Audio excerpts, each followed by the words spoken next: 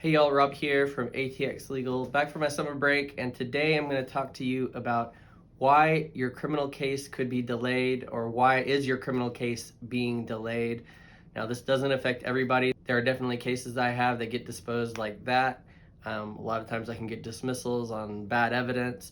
But if your case is dragging along, here are some reasons that could be causing that and what effects it could have on your case. Now, first off, let me talk about a few of the ways that the delay can actually hurt my clients. And if you're currently going through this right now, if your case is dragging along, you might already know how it's affecting you.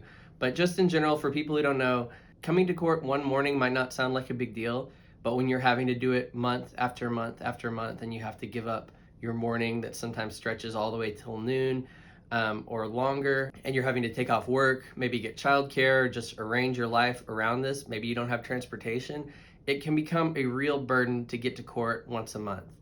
I don't want to trivialize that. It sounds easy for people looking on the outside, but when you're actually in it and you have to form your life around these court dates, it can be a true burden. And this is especially the case if you're coming in from out of town, having to spend money on gas. We all know the gas prices are extremely high right now.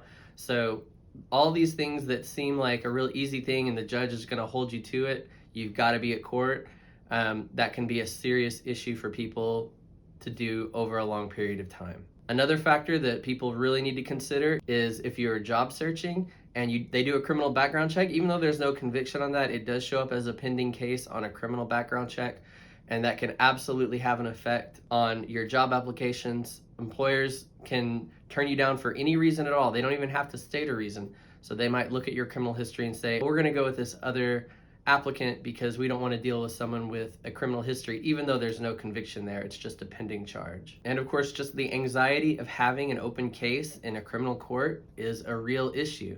There's a Supreme Court case, Barker versus Wingo, that sets out the factors for a speedy trial. And what that court said is just the delay itself, without any factors added on, is enough to presume a burden on the client. And just think about this. You have an open case. That's something that's weighing on you every day. You wake up, you think about it, you wonder, how is that case going to be resolved?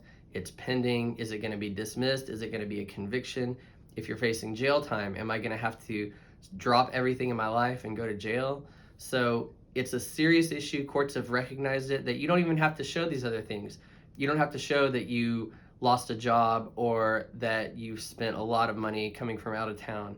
Just the delay itself is presumed to be a burden, and I think that's the right way to look at it. Another way your case might be hurt by the delay is if you lose evidence. And evidence could be a witness who would have come and testified on your behalf. It could be video that gets lost.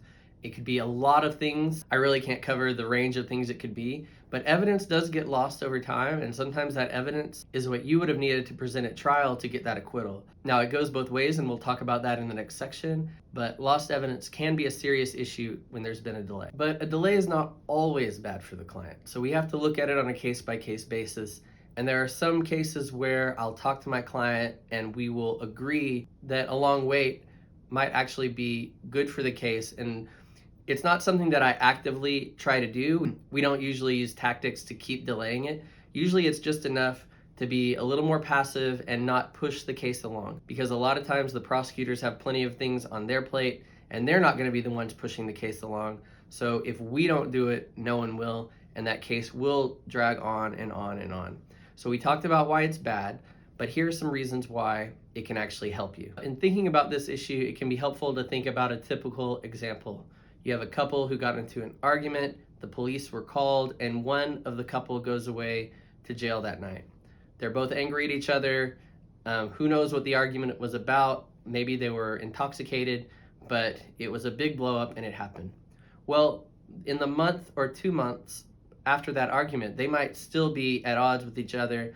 They might not be talking, but then 3 or 4 months later, perhaps they're reconciled. Maybe the complaining witness no longer wants to send their spouse or boyfriend or girlfriend to jail.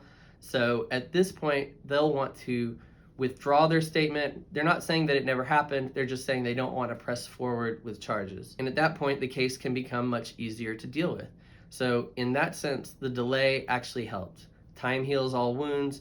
And even though my client may have had to come to court a few extra times, it was worth it because we let everything sort itself out and we got a better result in the case. Another way a long delay can actually help a client is if he can show to the prosecutor, to the judge, to everyone that the incident that happened may have been just a one-time incident. It's not a part of a pattern. Perhaps the same complaining witness we were talking about in the previous example can testify that, yes, this was a one-time incident, that we had a fight over XYZ. It blew up out of proportion, but ever since then, he hasn't been obviously threatening. Maybe they're living together and everything's great. So showing that track record can actually get you a better plea offer from the prosecutor. So that's just one more way that time can help. And the point I mentioned before about lost evidence can cut both ways. So if there's, for example, a witness, maybe a police officer who is no longer with the force, maybe they've moved out of state, or maybe they've just lost contact with the prosecutor, those witnesses would be unavailable to testify. And if they were necessary to get a conviction, the state might dismiss it even before going to trial. So lost evidence can absolutely hurt my client in certain situations, and then there are other situations that it can help, and we just have to make that judgment call on a case-by-case basis. So what does that mean for our strategy? For me, what this means is that I'll need to talk to my client and get a feel for what are the factors that are affecting them the most. Maybe they live right by the courthouse, and so coming to court once a month is not a big deal. Maybe they live out of town, and so that's a huge deal for them.